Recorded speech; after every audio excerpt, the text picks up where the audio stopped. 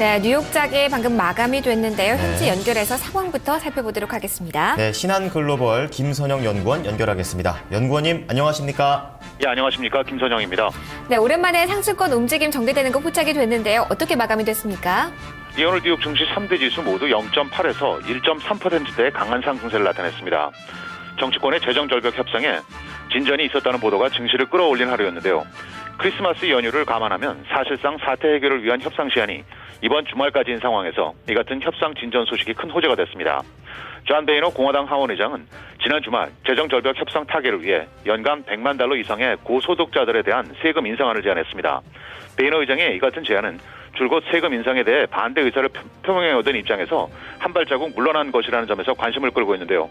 이 같은 제안에 대해 오바마 대통령이 일단 거부 의사를 밝혔지만 많은 투자자들은 결국 양측의 합의가 빠르게 이루어질 것이라는 기대감 속에 매수에 적극 가담했습니다. 오늘 업종별로는 금융업을 비롯해 주택건설업종과 제약과 바이오, 운송업, 항공업, 소매업 등이 상승한 반면 원유 시추 업체와 통신사, 태양광, 석탄 관련 업체 등이 하락했고 마지막으로 벤치마크인 10년 만기 국채 수익률은 지난주 대비 크게 상승한 1.76%를 기록했습니다. 네, 계속해서 이슈와 특징 종목을 좀 보도록 하겠습니다. 미국의 소매업체들이 이른바 트위터 마케팅을 급속히 늘렸다는 소식이 있는데요. 전해주시기 바랍니다. 예, 최근 트위터가 미국 소매업체들의 중요한 마케팅 수단으로 떠오르고 있다고 월스트리트저널지가 보도했습니다. 지금까지 대부분 다른 마케팅 수단을 보조하는 역할에 그쳤던 트위터의 위치가 올 들어 급속히 격상된 것으로 올 1월부터 11월 말까지 소매업체들이 사들인 광고가 전년에 비해 3배 이상 급증했고 소매업체들이 소비자들과의 트위터를 통한 대화도 급속히 증가하면서 소매업체 베스트바이의 경우 추수감사절 기간 동안만 610만 건이 트위트되면서 전년 대비 50%가 넘는 증가세를 보인 것으로 집계된 가운데 트위터 측은 올해 소매업체들로부터 직접 얻은 매출을 밝히고 있지는 않지만 전문가들은 올 광고 매출이 지난해에 비해 2배나 많은 2억 8,800만 달러에 달할 것으로 전망하고 있습니다. 한편 현재 트위터는 1억 4천만 명, 페이스북은 10억 명 이상의 월간 사용자를 보유하고 있는 상황입니다.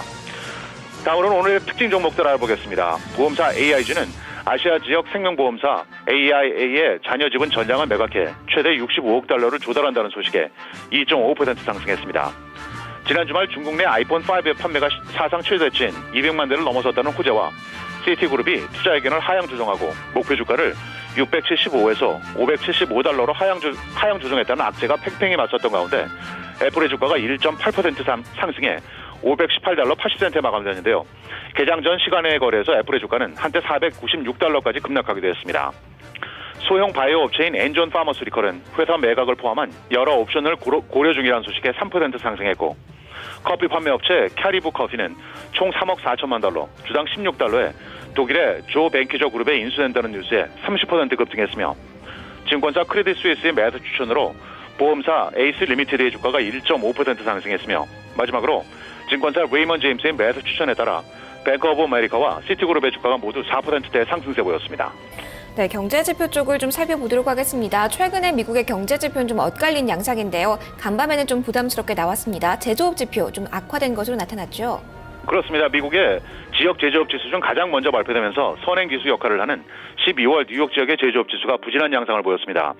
뉴욕 연방은행에 따르면 12월 엠파이어 스테이트 매니팩처링 지수가 5개월 연속의 하락세를 지속하면서 마이너스 8.2를 기록해 11월에 마이너스 5.2는 물론 증시의 전망치였던 마이너스 1보다 크게 악화된 것으로 나타났는데요.